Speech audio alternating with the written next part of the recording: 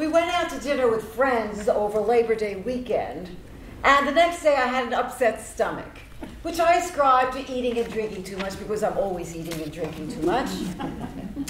I was standing at the bathroom sink when suddenly I went hot and woozy and collapsed onto the floor.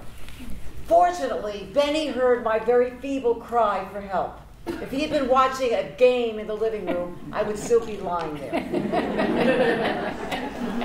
The ambulance came 4 minutes later, and a quartet of studly EMT guys did an unbelievably tight and efficient piece of choreography as they tossed rugs and furniture out of the way of the gurney.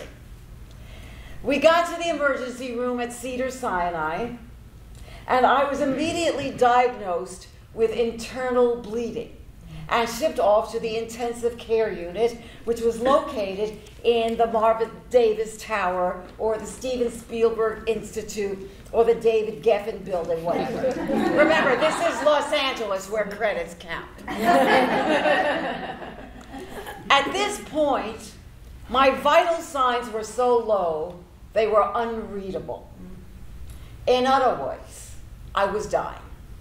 Which really didn't feel all that bad, because when you're that weak, you just kind of relax and surrender to the moment. Sort of like being on nitrous oxide, my personal drug of choice. Benny told me afterwards that I was the color of wax paper. I got a blood transfusion under protest, after being assured that my chances of contracting a disease from it was 1 in 300,000. These numbers did not reassure me, but it was blood or bye-bye.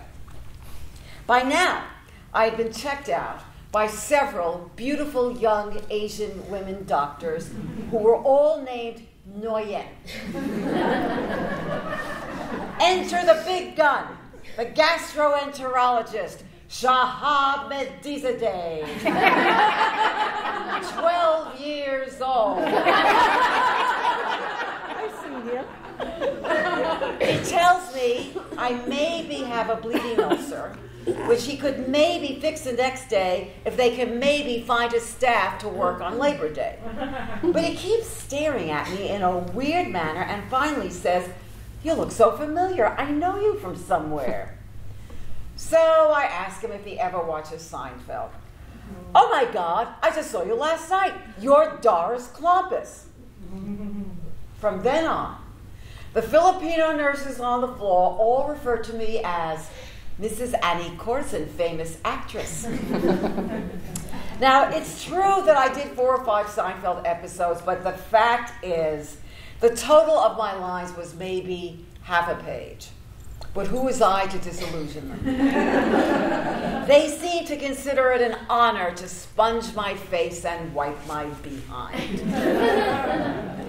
To be fair, I really don't think my celebrity status gave me any special treatment. These immigrants just happen to be gentle, compassionate souls who do tedious, smelly, and underpaid work with grace and humanity.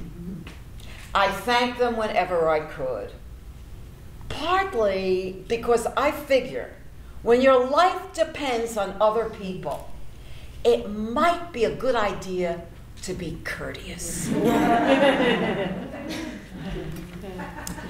Nurse Mary Bell from Manila comes into my room and closes the door and whispers, "Would you like to hear some gossip?" Now, I have been lying flat on my back for 2 days, with tubes in both arms, not allowed to eat or drink, not even water, couldn't poop without an audience, couldn't read or play Tetris or do a crossword or talk on the phone, and there was no DVR with 1 million different channels, so I was forced to watch network television. I saw 3 different cop shows in a row that featured... Excuse me a moment, I just lost my place. I will find it. I will be right back.